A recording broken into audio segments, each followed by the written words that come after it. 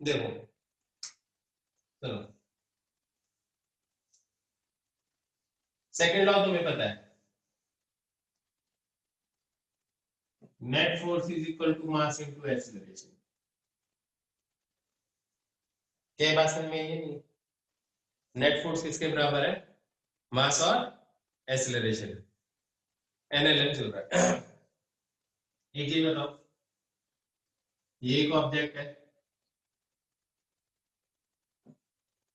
2 kg का, F1 force लगा 10 Newton का, इसका एक्सीलरेशन बताओ,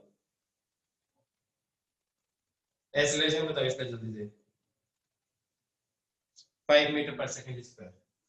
इस डायरेक्शन में एक्सीलरेशन हो गया 5 मीटर पर सेकंड स्क्वायर। बहुत बढ़िया। 2 kg है, F1 लगा 10 न्यूटन,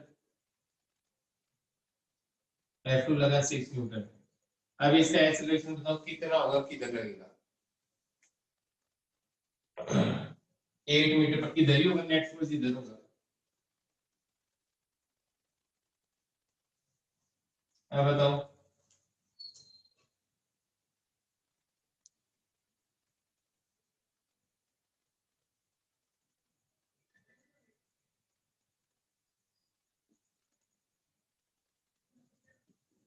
अब इसका एक्सीलरेशन कितना होगा, किधर होगा? सेकंड लॉ बस यही है, net force is equal to mass into acceleration, वही कर रहे हैं। राइट साइड में होगा कितना, नेट फोर्स इधर हो जाएगा 4 डिवाइड बाय 2, एक्सीलरेशन हो जाएगा 2 मीटर पर सेकंड स्क्वायर। ये लॉजिक तो समझ में आएगा? आवाज कम आ रही है क्या? आवाज कम है? नहीं सही जा रही है। ठीक है, अब देखो,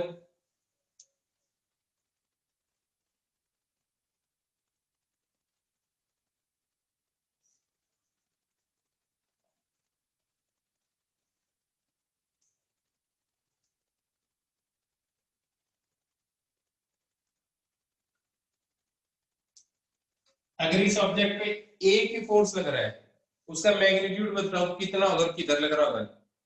एक ही फोर्स लग रहा है, 12 लगेगा राइट में, बिल्कुल।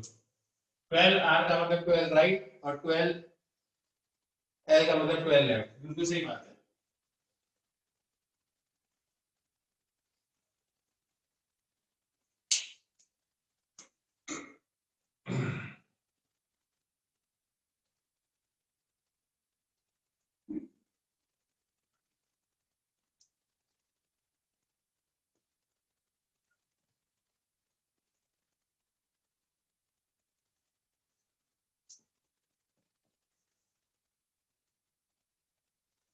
मिसिंग फोर्स, एक फोर्स और लग रहा है, ये F1 है। F2 कितना लग रहा होगा और किधर लग रहा होगा?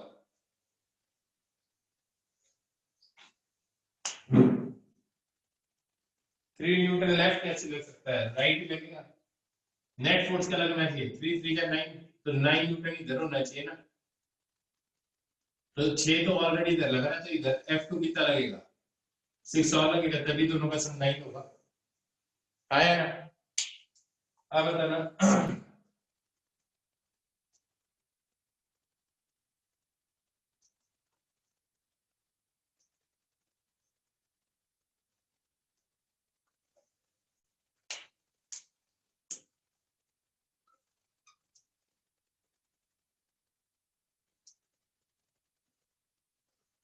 F2 बताओ, अननोन फोर्स कितना लगेगा और किधर लग रहा होगा?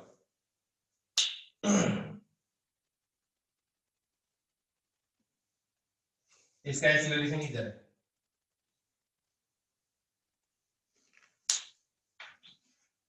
बिल्कुल सही बात है। 30 न्यूटन टुवर्ड्स राइट लग रहा होगा,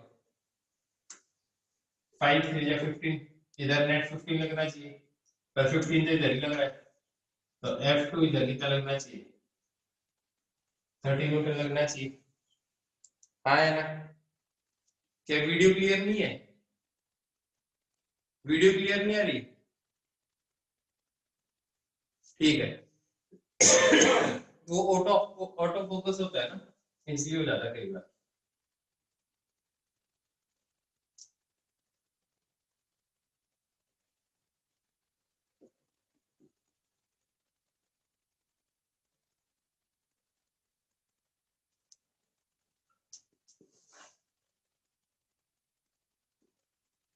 मिसिंग फोर्स बताओ किधर और कितना।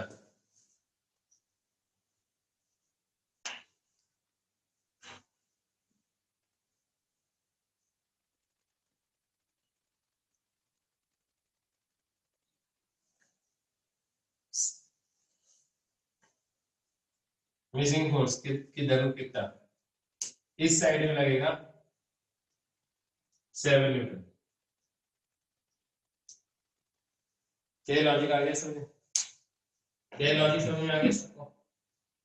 सबको समझ में आ गया नहीं? ठीक है।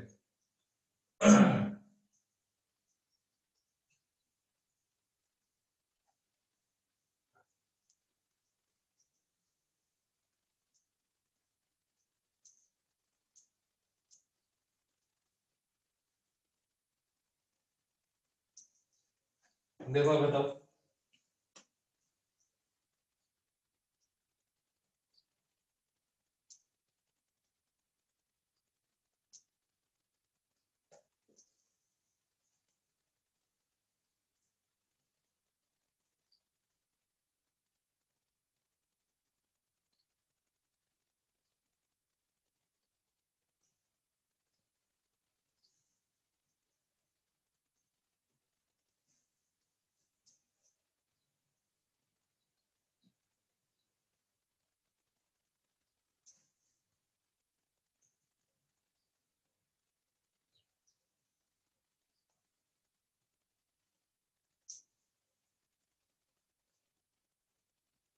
मिसिंग फोर्स बताओ।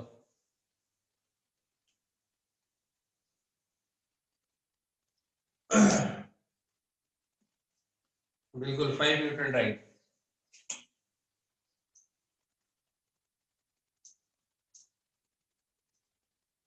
इसका मतलब जब भी एक्सीलरेशन 0 तो नेट फोर्स क्या होना चाहिए इसके ऊपर?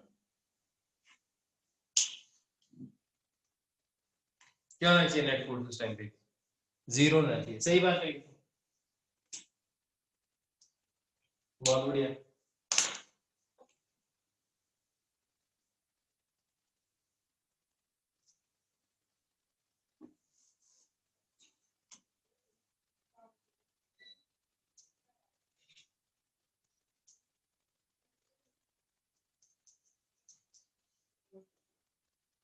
थ्री केजी का ब्लॉक है, एक्सीलरेशन ड्यू टू ग्रेविटी नीचे है, जिसकी वैल्यू 10 है।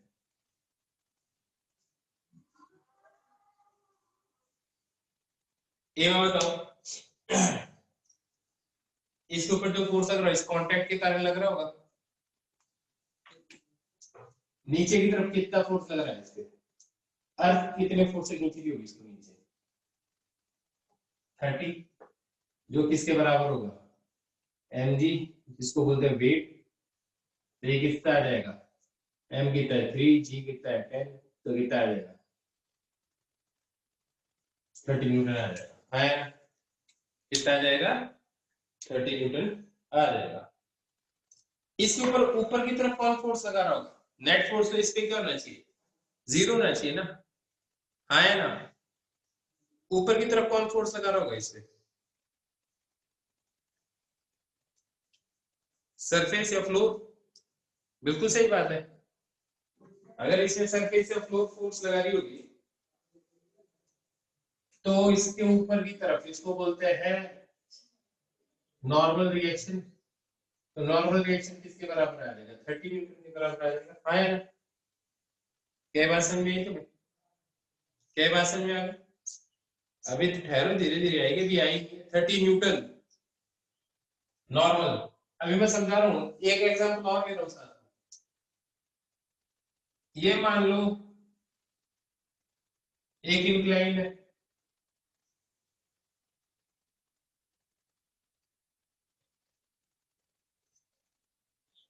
ये मास है m, और m इक्वल टू है 5 kg।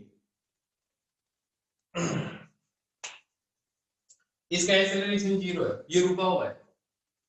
इसका एक्सेलरेशन क्या है? 0, ये रुका हुआ है। नीचे की तरफ अर्थ इसके नीचे की तरफ लगा रही, कितना force? m into g, that is weight. किसके बराबर आएगा? 50 न्यूटन। ये जो कांटेक्ट है, ये इसके ऊपर किधर फोर्स लगा रहा होगा? एग्जांपल दे रहा हूं, किधर लगा रहा होगा? फर्स्ट या सेकंड, कौन सी डायरेक्शन में लगा रहा होगा? पहले देख लो, फर्स्ट में लगा रहा होगा, अच्छा सेकंड में लगा रहा होगा। इतना कंफ्यूजन क्या हुआ है?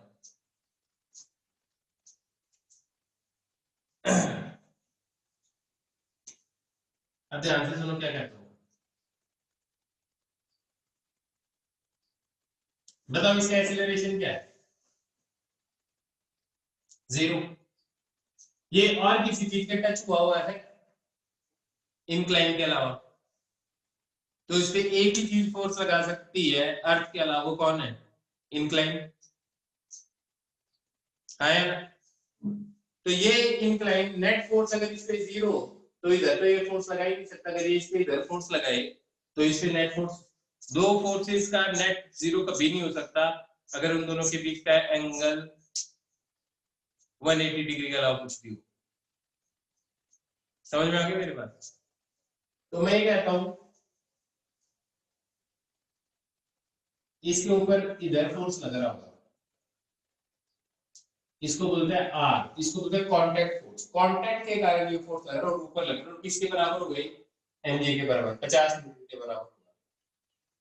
मैं फिर से कहता हूं मेरे को पता है इसका एक्सेलरेशन 0 है, तो नेट फोर्स 0 होना चाहिए। नीचे अर्थ इस पे 50 न्यूटन लगा रही है सीधा नीचे की तरफ, तो ये जो कांटेक्ट है ये इसके ऊपर की तरफ फोर्स लगा रहा होगा, आर नाम दीजिए इसको, और इसको बोलते हैं कांटेक्ट फोर्स। क्या बोलते हैं इसको? कांटेक्ट फोर्स बोलता है। तभी ये चीज इसका एक्सेलरेशन 0 होगा, इसको बोलते हैं कांटेक्ट फोर्स। कांटेक्ट फोर्स, अब ध्यान से समझ रहे हैं, इस कांटेक्ट फोर्स के दो कंपोनेंट होते हैं ना, ऐसा कुछ नहीं है। इंक्लाइन फोर्स कुछ नहीं होता, कांटेक्ट फोर्स ही होता है। दो सरफेसेस के कांटेक्ट में होने के कारण जो फोर्स लगे, तो जी तो लग नहीं रहा है ना, एमजी नीचे लग रहा है, क्या दिक्कत है? वो काम मना कर रहा हूं, आर इक्वल टू एल, ये ध्यान से सुन लो कि सुन लो पहले सुन लो अच्छी तरह से, ठीक है? बाद में बात करें। इस फोर्स के दो कंपोनेंट, ये कांटेक्ट है ना, इन दोनों सरफेसेस के बीच का ये कांटेक्ट है, हाँ ना। अब मैं ध्यान से अलग से बना रहा हूं इसको फिर से, ये कांटेक्ट है और इसके ऊपर ये फोर्स इधर लग रहा है, मतलब ये दीवार इसके इधर फोर्स लगा रही है, हाँ ना। ये बात समझ में आई है? इसको बोलते हैं कांटेक्ट फोर्स, ठीक है? मेरे को फटाफट एक चीज बता दो, इस फोर्स के दो कंपोनेंट हो सकते हैं, ये तो सरफेस ऑफ कांटेक्ट, जैसे ये और ये, भाई इन दो की सरफेस ऑफ कांटेक्ट यही हुई ना, इसके दो कंपोनेंट बनेंगे, कौन कौन से? एक तो बनेगा ये और एक बनेगा ये, हाँ है ना। तो दो कंपोनेंट बने, one is perpendicular to the surface of contact, one is parallel to the surface of contact, हाँ है ना।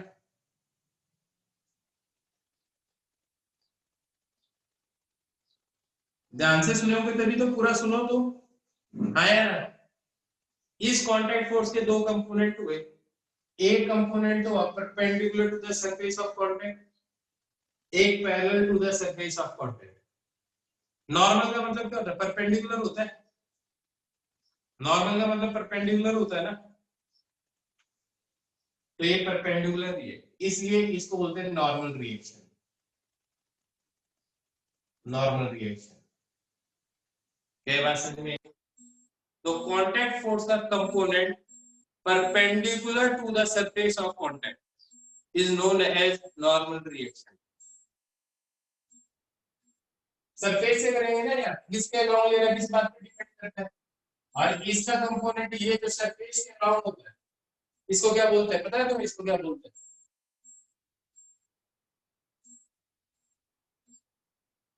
पता है इसको क्या बोलते हैं? मैं बता रहा हूँ, अगर तेरे बात का जवाब दे रहा हूँ, पहले इसका इसको नहीं बता देता हूँ, इसको क्या बोलते हैं पता है? फ्रिक्शन। इसको फ्रिक्शन। हाँ यार, इसको बोलते हैं नॉर्मल रिएक्शन। तो ध्यान से अगर एक चीज देखोगे, नॉर्मल रिएक्शन का स्क्वायर इक्वल टू फ्रिक्शन का स्क्वायर इक्वल टू नॉर्मल का square. So this is contact force,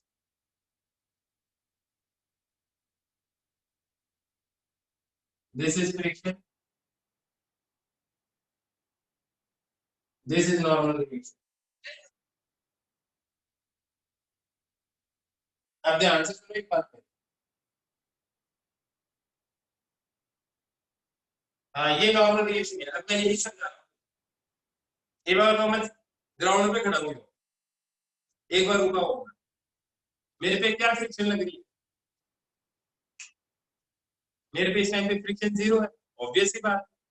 अभी इस टाइम पे कोई टेंडेंसी होगी चलाने की तभी फ्रिक्शन लगेगा, तो इस टाइम पे फ्रिक्शन क्या है मेरे पे? जीरो है। तो जब फ्रिक्शन ही जीरो होगा तो नॉर्मल रिएक्शन भी किसके बराबर हो जाएगा?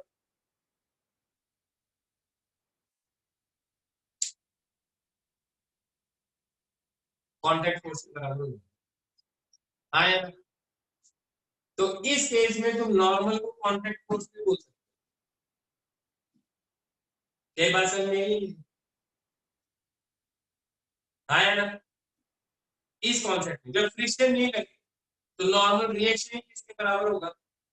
कांटेक्ट के बराबर, कांटेक्ट फोर्स के बराबर होगा। लेकिन अगर फ्रिक्शन लगता है तो नॉर्मल रिएक्शन किसके बराबर नहीं होता? कांटेक्ट फोर्स के बराबर नहीं। उस टाइम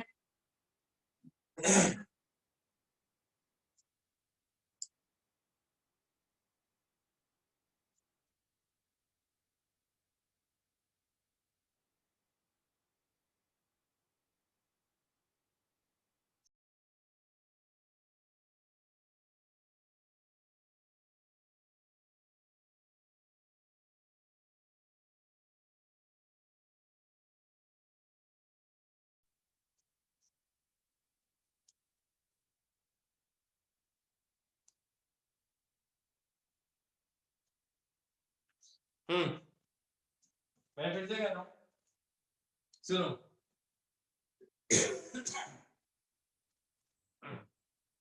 एक मिनट अगर मैं कह रहा हूँ कांटेक्ट फोर्स किसके बराबर होगा? फ्रिक्शन का स्क्वायर प्लस नॉर्मल का square equal to contact force होता है। आई बात समझ में? हाँ, इस केस में भी ऑब्जेक्ट स्टील है, इसमें भी स्टील है, तभी तो एक्सीलरेशन जीरो है।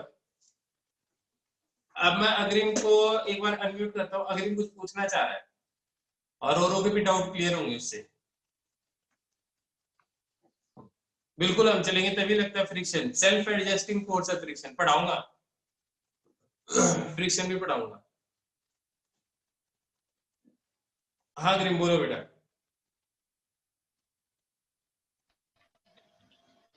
हेलो हाँ बेटा बोलो। सर, ये आपने बोला कि फ्रिक्शन का जो वो होगा, कॉम्पोनेंट होगा, वो उसके पैरेलल होगा, बट वो तो सर कोइंसाइड कर रहा है। किस पे कोइंसाइड कर रहा है? सर वो उसके जो हमारा पाथ है।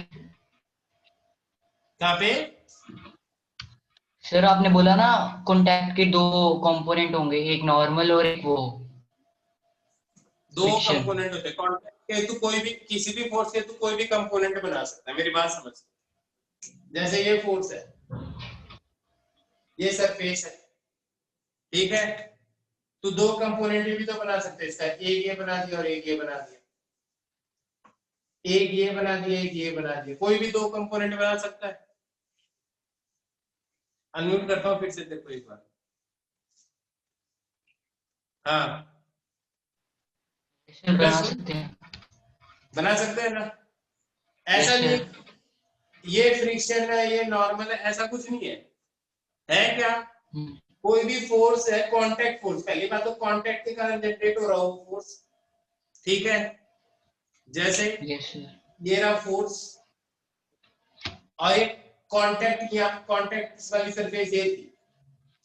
अब अगर इसके तो दो कंपोनेंट बनाता है, एक कांटेक्ट के अलोंग, सरफेस ऑफ कांटेक्ट के अलोंग, और एक कांटेक्ट के परपेंडिकुलर के अलोंग, तो यस इसको सर। नॉर्मल फ्रिक्शन, इसको बोलते हैं फ्रिक्शन। पता क्या प्रॉब्लम है?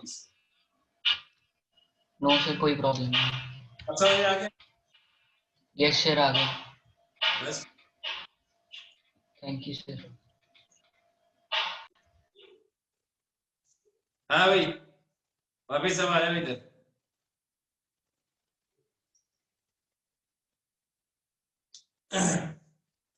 यहाँ पे अगर मान लो फ्रिक्शन जीरो हो जाती तो चीज रुकेगी कैसे? कभी नहीं रुक सकती। हॉरिजॉन्टल सरफेस पे रुक सकती है। सेल्फ एडजस्टिंग का मतलब होता है अपने आप एडजस्ट होता है एक लिमिट तक। वो कैसे? अच्छा, तो कृष्ण ने पूछा कि सेल्फ एडजस्टिंग का मतलब और वो कैसे?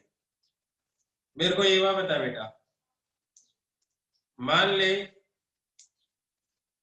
तेरे घर में है ना खाना है, सुनता जा तू, तेरे घर में खाना है और मान ले तेरे घर में है ना 5 kg आटा है। अब घर वालों को पता है कि यार अब है ना लॉकडाउन लगा हुआ है, 10 दिन बाहर नहीं निकल सकते,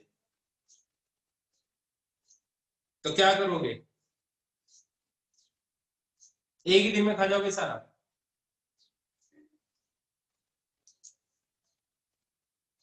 क्या करोगे? एडजस्ट करोगे यार, आया ना? भाई जब लॉकडाउन है तो बाहर नहीं जा सकते ना यार। आई बात समझ में? तो इसको बोलते हैं एडजस्टमेंट, सेल्फ एडजस्टमेंट। खुद ने एडजस्ट किया खुद के लिए, लेकिन एक लिमिट है ना जहां तक तुम एडजस्ट कर सकते हो। अब मैं कहता हूँ तुम्हारे घर में बिल्कुल भी आटा नहीं है और कोई भी खाने के लिए कोई कमोडिटी नहीं है आपके घर में, अब मतलब क्या एडजस्ट करोगे? जोमेटो एडजस्ट करोगे? जबरदस्त हो यार तुम। हाँ, तो मतलब हर चीज को एक लिमिट तक एडजस्ट किया जा सकता है, ठीक है? जैसे पॉलीथीन है, 5 kg की पॉलीथीन है, उसमें 1 kg भी सामान एडजस्ट हो जाता है, 1 kg चीनी भी एडजस्ट हो जाएगी, 2 kg भी हो जाएगी, 3 भी हो जाएगी। ज्यादा से ज्यादा कितनी एडजस्ट हो सकती है? 5। 5 के आगे एडजस्ट नहीं हो सकती उसको, खत्म बात।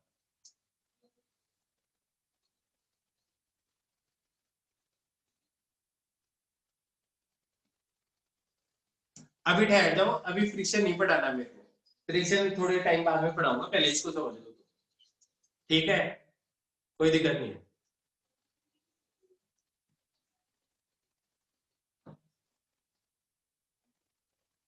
अभी मैं बताऊंगा, सारा पढ़ा दूंगा मतलब ना।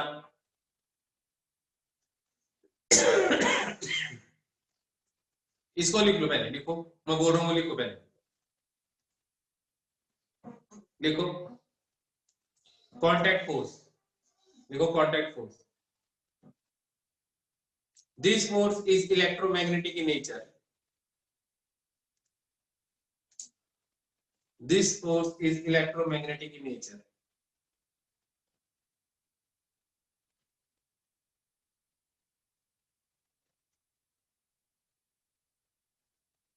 देखेंगे बेटा, अभी इतना मत सोचो, मैं बोल रहा हूँ जितना कराना बस उतना करो अभी।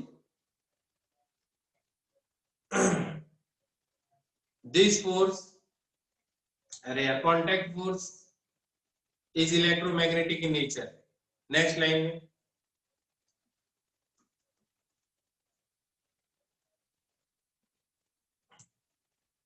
This force arises due to contact between two surfaces. This force arises due to contact between two surfaces.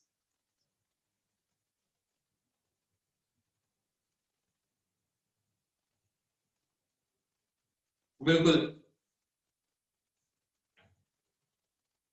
सही है परमेश, सही है परामर्श। नेक्स्ट लाइन में लिखो, component of contact force, component of contact force perpendicular to the surface of contact,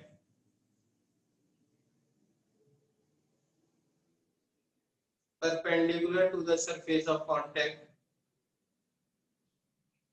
component of contact force perpendicular to the surface of contact is called normal reaction. इसका nature कैसा होता है, push या पुल?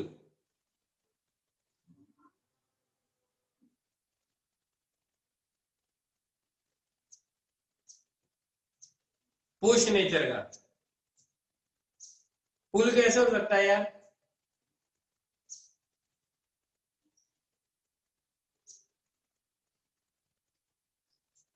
अगर पुल nature को होता तो तुम छिपकली की तरह ऊपर चढ़ नहीं जाते दीवार पे।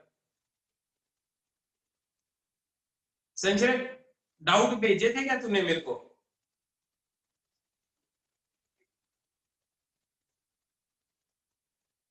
Is called normal reaction. एक बार फिर से भेज देना बेटा, मेरे को ये देखा नहीं है मैंने, फिर से भेज देना।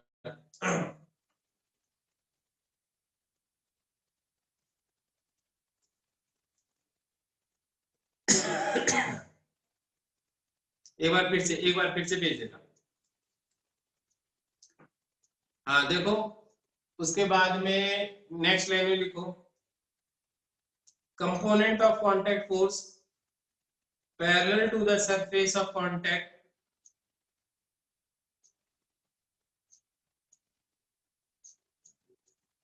अग्रिम बताना कौन सा क्वेश्चन है, मेरे को मैसेज कर देना, अगली क्लास में करवा दूंगा मैं। अरे यार बहुत सारे लोगों ने डाउट भेजे हुए, आज नहीं, आज या कल मैं कर दूंगा सारे सॉल्व, है ना? हाँ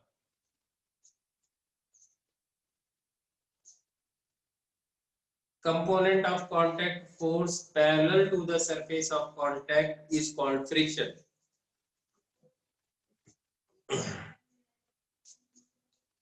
इसको लिख लो, ये पूरा लिख लो फटाफट, और लिख लिया तो मैं आगे करवाता हूँ।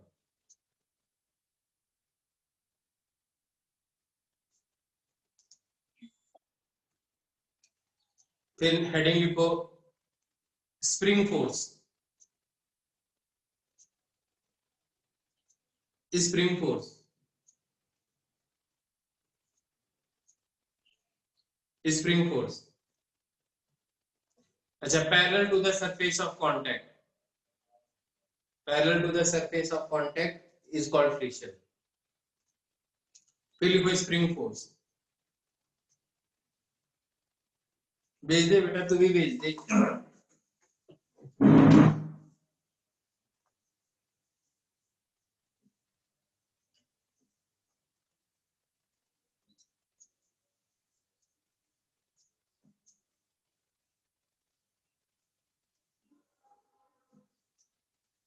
दे बेटा, ये एक स्प्रिंग है,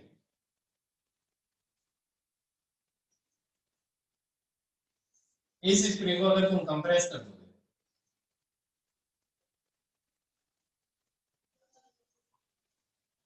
तो स्प्रिंग की देयर फोर्स रहेगी, इस एंड पे पुश करेगी या पुल करेगी, पुश करेगी या पुल करेगी, पुश करेगी, और इस एंड को पुश करेगी। दैट इज स्प्रिंग को नेचुरल लेंथ से कम लेंथ पे कर दो, आया ना? स्प्रिंग को क्या करो, उसकी नेचुरल लेंथ से कम लेंथ कर दो उसकी, तो हमेशा क्या करेगी, हमेशा क्या करेगी, पुश करेगी। और नेचुरल लेंथ से ज्यादा बड़ी कर दो तो क्या करेगी,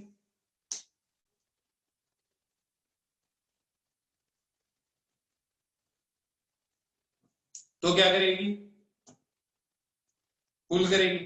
अब इधर की चीज वो पकड़ के खींचोगे, स्प्रिंग को नेचुरल लेंथ से ज्यादा कर दो तो क्या करेगी,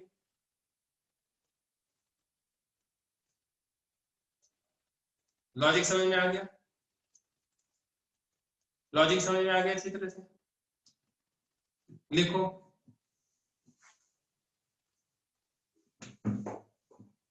और फोर्स कितना लगता है स्प्रिंग के कारण, स्प्रिंग का लॉ आपने यो पकड़ रखा है, इस हाथ से इधर यो पकड़ रखा है, स्प्रिंग आपके हाथ के इधर फोर्स नहीं लगा सकती, इसके लॉ में लगाएगी, इस केस में फोर्स ऐसे लगाएगी आपको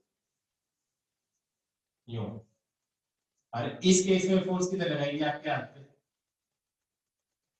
इधर लगाएगी।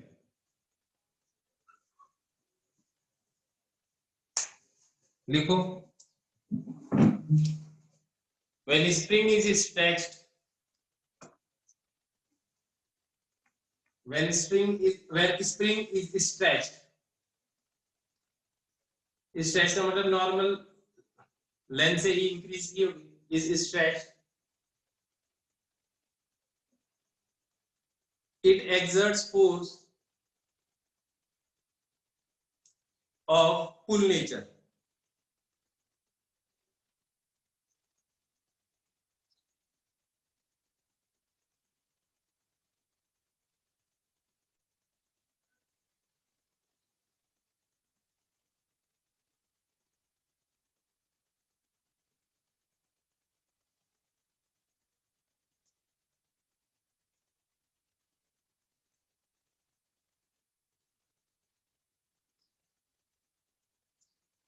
ठीक है। एंड इफ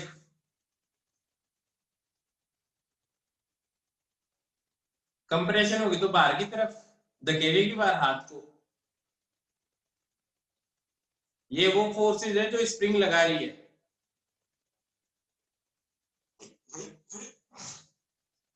तो ने स्प्रिंग पे किधर फोर्स लगाया, कंप्रेस करने के लिए अंदर की तरफ, स्प्रिंग पे तुम किधर फोर्स लगाओगे, अंदर की तरफ, तो स्प्रिंग की तरफ फोर्स लगाएगी, बाहर की तरफ तो स्प्रिंग क्या कर रही है, तो तुम लगाओगे ना अंदर की तरफ, स्प्रिंग किधर लगाएगी, स्प्रिंग तो बाहर की तरफ भी लगाएगी ना। मैं तो ये भी बता रहा हूं ना कि स्प्रिंग का जो फोर्स अगर है उसका क्या नेचर है, तुमने लगाया उसका नेचर थोड़ी पूछा है ना, आगे ना मेरे पास समझ। देखो, if spring is compressed then the force exerted by spring is, tension बोल सकते हैं, कई बार बोल देते हैं टेंशन इन द स्प्रिंग, वैसे बोल देते हैं पर कोई फर्क नहीं पड़ता, ठीक है, फोर्स ही होता है टेंशन का मतलब भी। दोनों का बेटा बराबर ही होता है, डिपेंड करता है।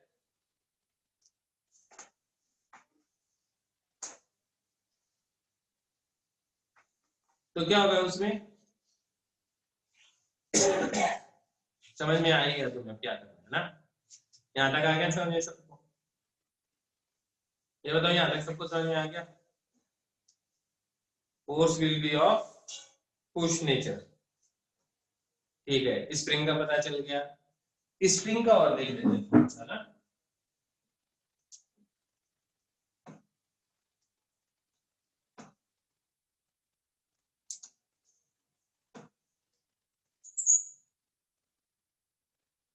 एक धागा है, एम मास है, ये धागा इसके ऊपर किधर फोर्स लगा रहा होगा,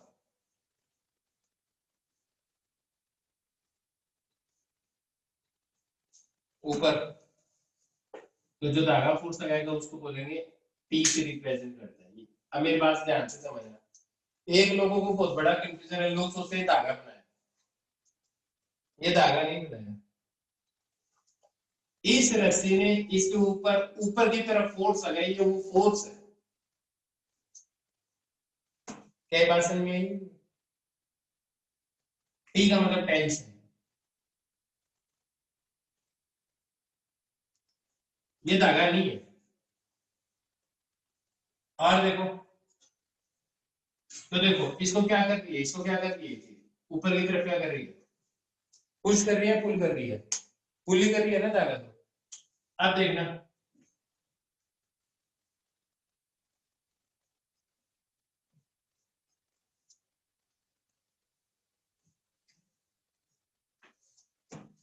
ये धागा है, इसके ऊपर किधर फोर्स लगा है, M2 पे।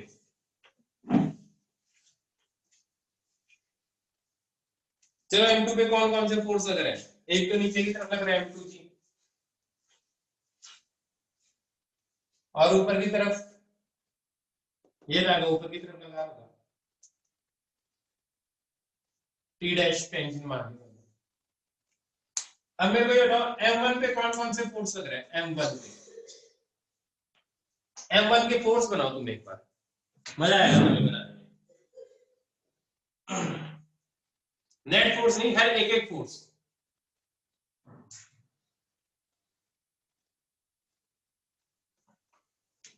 देखो, एक तो धरती अर्थ लगा रही है इसके नीचे की तरफ, दैट इज M1। एक ये धागा इस पे ऊपर की तरफ लगा होगा, दैट इज T। और कोई भी फोर्स लग रहा होगा क्या?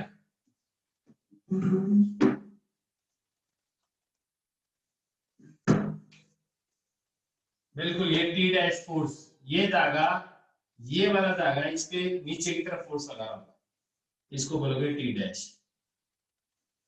है ना भाई? जब धागा ही है, ये धागा ही है, तो इसको यही खींचेगा ना। क्या बात समझ में आएगी नहीं? M2G कैसे लगेगा यार? ये इस पे कैसे फोर्स लगा सकता है? ये इसके ऊपर कैसे फोर्स लगा सकता है? कभी नहीं लगा सकता। अब मेरी एक बात समझना, फिजिक्स का मतलब क्या है? अब मैं बता रहा हूं क्यों। फिजिक्स के अंदर सीधा सिंपल एक ही मतलब है, फोर्स किसी चीज पे लग रहा है, इसका मतलब कौन चीज लगा रही है, इफेक्ट मत देखो। जैसे मैंने तुम्हें रस्सी से बांध दिया और मैं रस्सी को खींच रहा हूं, तो तुम्हें कौन खींच रहा है? बिल्कुल, रस्सी खींच रही है, मैं नहीं खींच रहा हूं। वही रस्सी के ट्रक के बांधू तो कौन खींच रहा है तुम्हें? तो भी रस्सी खींच रही है तुम्हें, ट्रक से कोई लेना देना नहीं है। अब आगे ट्रक हो, मैं हूं, ट्रैक्टर हो, घोड़ा हो, कोई फर्क नहीं पड़ता। मेरी बात समझ में आ रही है? एक्चुअली फिजिक्स की टर्म्स में देखोगे तो सिंपल, तुम्हें कौन खींच रहा है? रस्सी खींच रही है हर बार। इवेंचुअली का मतलब कुछ होता ही नहीं है इसके अंदर। और मान लो आपको दिखाई नहीं दे रहा, बस एक रस्सी से बांध रखा है, और वो रस्सी एक अंधेरे में जा रही है, और आगे पता नहीं कौन खींच रहा है। तुम क्या बोलोगे यार, तुम्हें कौन खींच रहा है?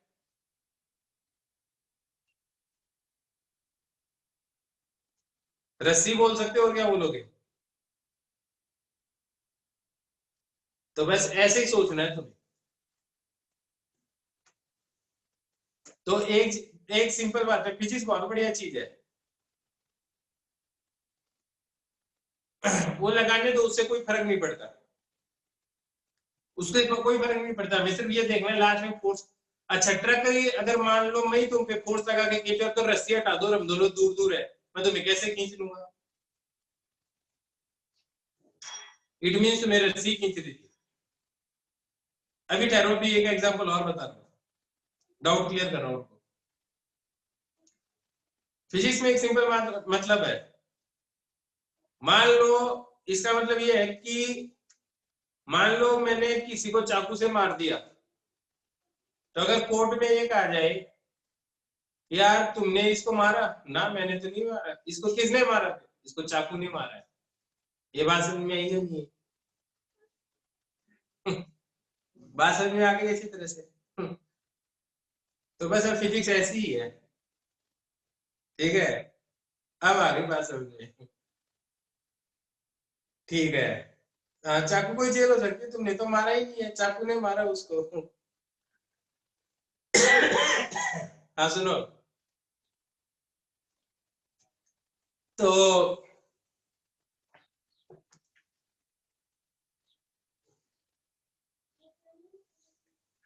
वाह कृष्ण भाई, तो बहुत बढ़िया। जो आज कॉपी में लिखा है वो मैंने नहीं लिखा, पेन ने लिखा है। बिल्कुल सही बात है।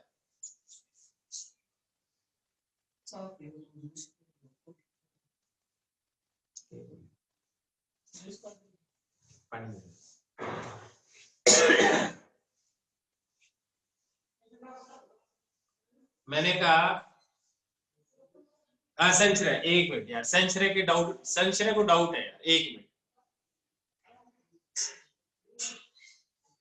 हाँ बिल्कुल सही बात है हर्षदीप, बिल्कुल सही बोल रही हो तुम। हाँ बेटा, अब बोलो। संचय बोल बेटा। Good evening sir. Good evening बच्चे। सर ये जब M1 पे जो फोर्स लग रहा है, एक तो ऊपर की तरफ टेंशन का है और नीचे की तरफ स्ट्रिंग का, जो आपने एक और फोर्स बोला, स्ट्रिंग का ये टी डैश। तो सर ये जो स्ट्रिंग का जो T1 फोर्स होगा वो तो M2G के इक्वल होगा ना? बिल्कुल, क्योंकि ये रेस्ट पे तो ये इसके बराबर होगा। मैं मैग्नीट्यूड की थोड़ी बात कर रहा हूँ कि कितना लग रहा है। मेरे को एक बार बता, मान ले ऐसे सोच तू कि एक ट्रक के ऊपर 50 न्यूटन फोर्स ही तू लगा सकता है और 50 ही मैं लगाता हूं, तो क्या अंतर नहीं है इन दोनों फोर्सेस के अंदर? एक तूने सर लगाया रिपीट और करना, एक मैंने कट लगाया, अंदर है ना? कोई सर ऐसे रिपीट तो नहीं करना, बोलेगा आप कट हो गए थे सर। है? सर रिपीट करना, आपकी आवाज नहीं आई थी। मैं ऐसे कह रहा हूं, एक ट्रक है, एक यस ट्रक पे जाके तूने फोर्स लगाया 50 न्यूटन का, यस फिर मैंने फोर्स लगाया 50 न्यूटन का। Yes sir.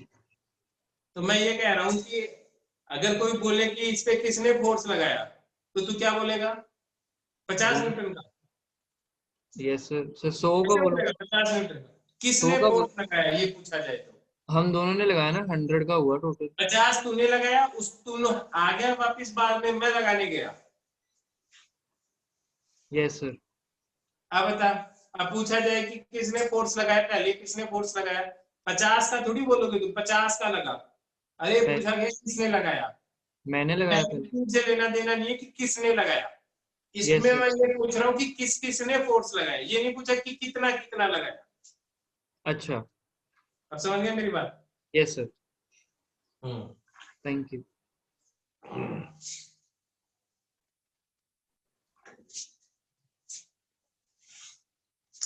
सुनो,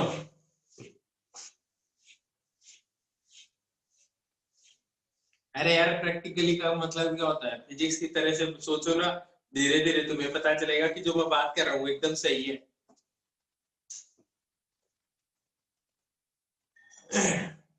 ठीक है, प्रैक्टिकली तो ट्रक भी नहीं लगा सकता, ट्रक में ऑयल मत डाल। फोर्स क्यों लगाया जाता है पता है तुम्हें? क्यों लगाते हो फोर्स? फोर्स क्यों लगाते हो?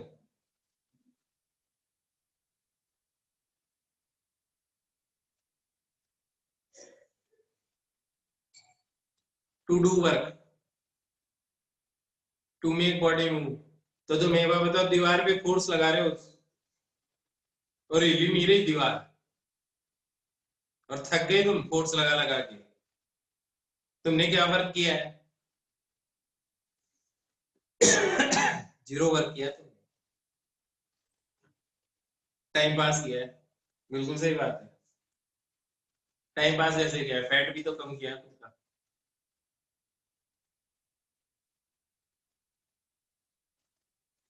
है ना? एक्चुअली फोर्स जनरली लगाया जाता है, यूजफुलनेस ऑफ फोर्स बता देते, तो एक कॉन्सेप्ट है जो बताता है एनर्जी ट्रांसफर करने का तरीका। जैसे आप हीटर के ऊपर या बर्नर के ऊपर पानी रखते तो तुम करते क्या हो? एलपीजी जो गैस है वो है क्या? Actually that is a source of energy, energy है उसमें। वो जब बर्न आउट होगी तो वो एनर्जी निकलेगी और उससे पानी गर्म होगा, that is transfer of energy. वहां पे हीट के कारण एनर्जी ट्रांसफर होगी। दूसरी जगह हम वर्क के कारण एनर्जी ट्रांसफर करते हैं। बिल्कुल, इप्सिता ने पूछा है कि M1 पे टी नीचे क्यों लगा हुआ है। मेरे को एक बार बताना बेटा, रस्सी बंधी हुई है, मेरे को एक बार बताओ, तीन दोस्त हो तुम, अरे वो पिक्चर देखी है तुमने, नो एंट्री? नो एंट्री देखी है ना तुमने, है ना? नो एंट्री बड़ी सही पिक्चर है वो। उसके अंदर अब तुम्हें समझ में आ जाएगा। पहला बंदा ये रहा, दूसरा बंदा ये रहा,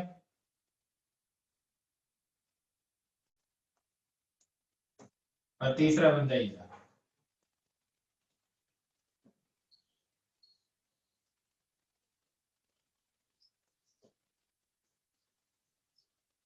ए बी सी आया ना? कोई भी नाम दे दो, रामू शामू गंगू कुछ भी नाम दे दो, आई बात समझ? बिल्कुल। ए के ऊपर कौन कौन फोर्स लगा रहा है? ए पे फोर्स कौन कौन लगा रहा है? एक मिनट, जो जवाब देना चाहेगा संजय, सबसे पहले तेरे से ही। संजय बोल। सर बी और सी और ग्रेविटेशन का फोर्स। बी और सी, सी कैसे लगा रहा है ए पे फोर्स, मेरे को ये बता। सर सी बी पे फोर्स लगा रहा है तो फिर बी एक्सटर्नली फिर ए पे ज्यादा फोर्स लगाएगा। अच्छा तेरे हिसाब से कांटेक्ट में इसलिए। Yes sir. चल फिर एक बार बता, सी पे कौन कौन फोर्स लगा रहा है? सर सी पे एम जी लग रहा है बस। क्यों? फिर ए क्यों नहीं लगा रहा उसके ऊपर? सर क्योंकि सर उसका और सी का कोई रिलेशन नहीं है ना, मतलब नीचे की तरफ अगर वो खींचेगा तो फिर तो सिर्फ तो भाई सी पे। एक्शन रिएक्शन पेयर अगर है तब तो हमेशा होना ही चाहिए, अकेला फोर्स तो लगता ही नहीं है। अगर सी ने ए पे लगाया तो ए ने भी सी पे लगाया होगा ना? यस सर ऐसे तो। हाँ तो वैसे ही बोल रहा हूँ, क्योंकि अगर तुम ऐसे इसके कारण इस पे फोर्स लगाने लग गए ना, तभी तो न्यूटन थर्ड लॉ तुमने पढ़ा है यस सर। कि फोर्स लगता कैसे है। क्योंकि अगर तुम उस तरीके से नहीं लगाओगे ना तो फंडामेंटली गलत कर दोगे क्वेश्चन को। ओके अब सर। बता ए पे कौन कौन फोर्स लगा रहा है, अब तू रहने दे, आयुष बताएगा।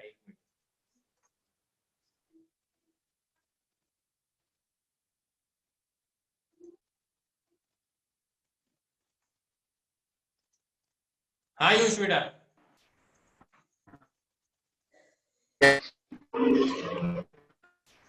हाँ आयुष बेटा बोल।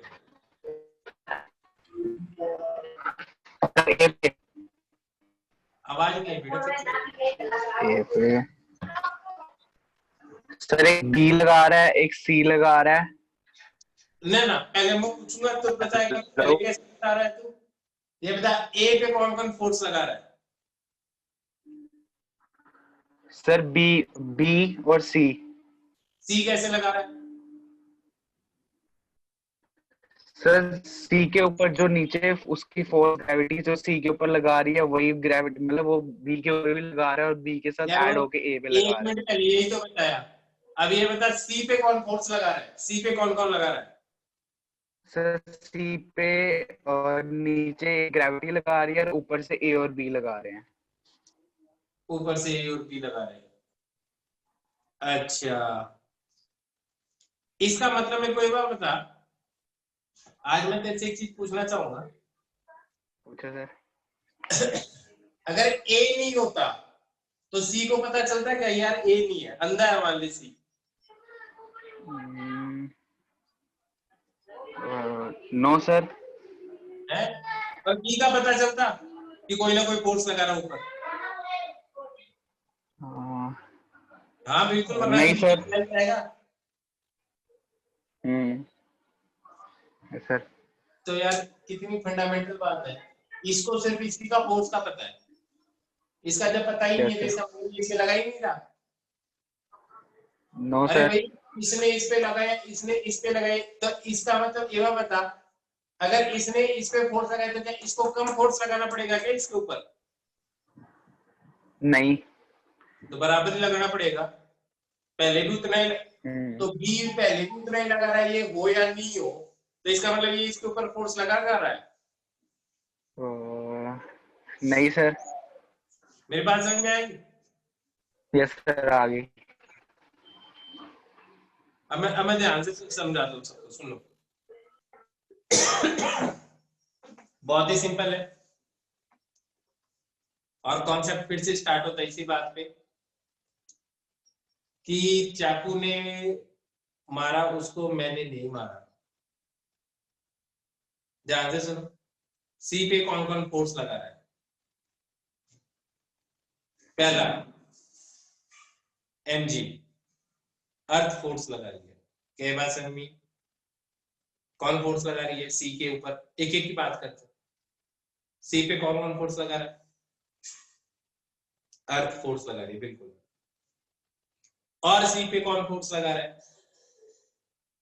बी लगा रहा है। बी किधर लगा रहा है? इस पे ऊपर की तरफ लगा। क्या ये लॉजिक समझ में आ गया? बाकी तो कोई कांटेक्ट में है ही नहीं भाई। ए कोई जादूगर थोड़ी है जो दूर से फोर्स लगा देगा। आया ना? ऊपर को खींचेगा कैसे? एक बार बताओ, मतलब खींचने का मतलब क्या होता है? अगर मान लो एक रस्सी पे तुम लटके हुए हो, रस्सी को पकड़ के, तो रस्सी तुम्हें किधर खींचती है?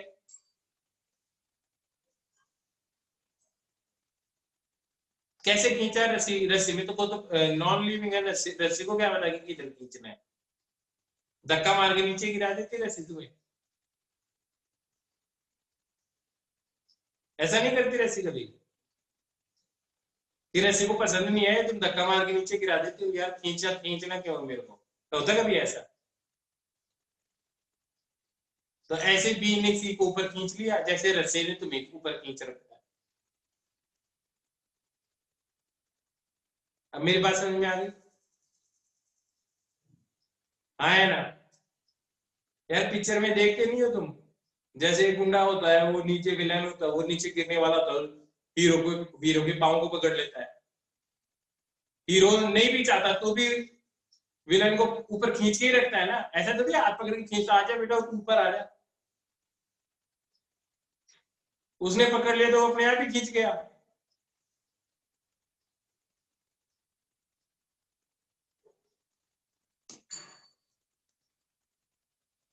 अब सुनो, बी पे कौन कौन फोर्स लगा रहा है?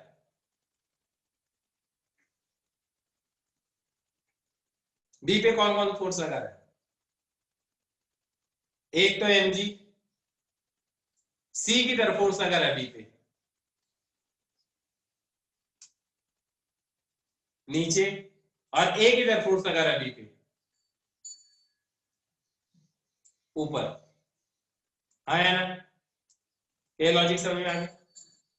तो बी पे mg नीचे, सी नीचे की तरफ खींच रहा है, और ए उसको ऊपर की तरफ खींच रहा है। अब मेरे को एक बात बताओ, ए पे कौन कौन फोर्स लगा रहा है?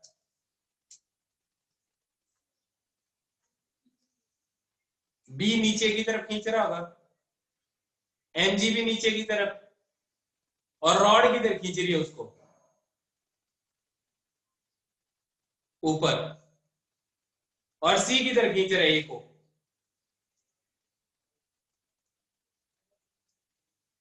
सी किधर खींच रहा है? कहीं नहीं। सी नहीं खींच रहा है, सी तो बी को खींच रहा है। आया ना? लेकिन सी ए को नहीं खींच रहा। क्या बात समझ आ गई? क्या बात समझ आ गई? एक मिनट, किसी ने लिखा डाउट, लेकिन समझ में नहीं आया कि इसको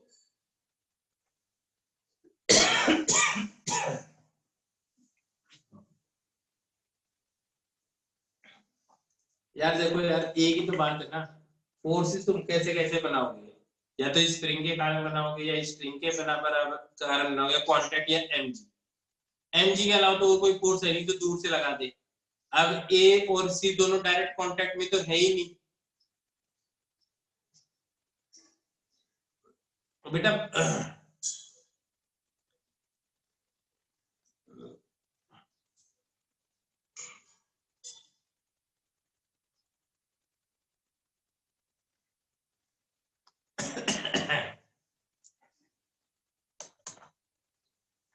बात तो तेरी सही है कृष्ण। मेरे को एक बात बताओ, एक रस्सी है, खैर शिवानों का एक डाउट है, शिवांग का एक डाउट है, तुम्हें है ना एचसीवी का दूसरा चैप्टर पढ़ लो, 5th।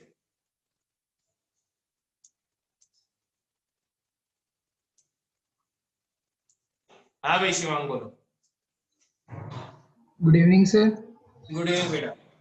सर आप कह रहे हो कि जैसे सी जो है ए के साथ कांटेक्ट में नहीं है, लेकिन जैसे सी अगर बी को खींच रहा है तो उसमें उसका जो फोर्स है वो बी में ऐड होके ए बी ज्यादा जोर से नहीं ए को खींचेगा। लेकिन फिर भी उसको खींचा किसने है? सर बी ने। सी ने तो नहीं खींचा ना। Yes sir. है, अब मेरे को ये बताया, सी ए पे फोर्स लगा सकता है क्या? कितनी दूर रहे? No sir. तू मेरे पे फोर्स लगा सकता है क्या जब मुझसे बैठे बैठे मेरे पे? No sir. क्यों? सर कांटेक्ट नहीं है।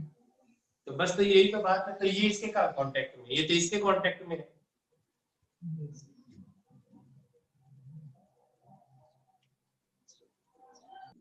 नहीं है मेरी बात समझ?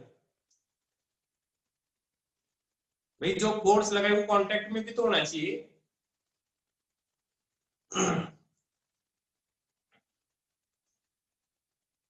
ग्रेविटी फोर्स mg में भी है। विकास तेरे को अनम्यूट कर रहा हूं बेटा।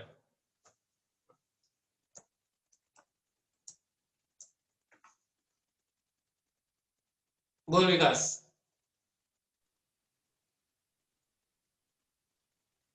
विकास बोल बेटा।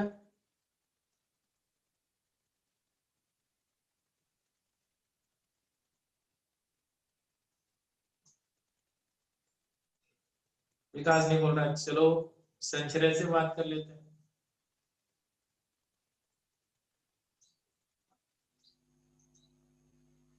हाँ संचय।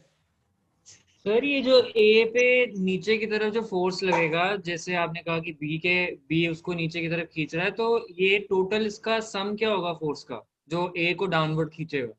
फिर से देख, तू वैल्यू निकालने लग गया ना। मैं वैल्यू निकाल ही नहीं रहा, मैं सिर्फ ये पूछ रहा हूँ कि कौन कौन फोर्स लगा रहा है। अच्छा सर ठीक है। फिर से गड़बड़ कर रहे हो। देखो बच्चों, तुम सब यही गड़बड़ करते हो। तुम क्या कर रहे हो? तुम मैग्नीट्यूड निकालो कि कितना लग रहा है। अरे मैं वो पूछ ही नहीं रहा, मैं पूछ रहा हूँ कि कौन कौन लगा रहा है। मैग्नीट्यूड बाद में निकालना सीखेंगे। Okay sir. हाँ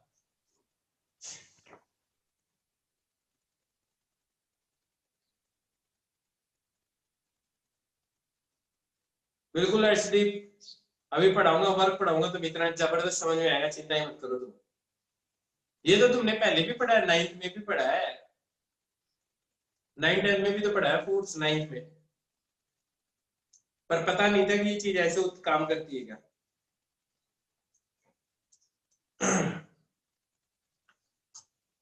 चलो कोई नहीं, ठीक है। लोग भी जाने लग गए क्लास छोड़ छोड़ के, बड़ी जल्दी लगी रहती है सबको जाने।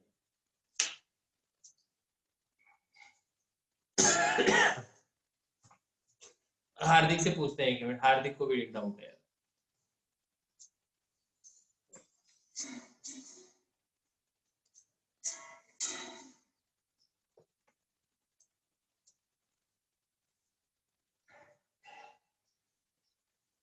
हार्दिक गायब भी हो गया।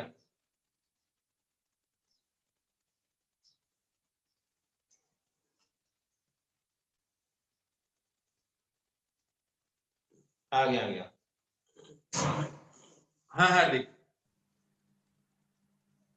Hello, good evening sir. Good evening बच्ची, गुड इवनिंग।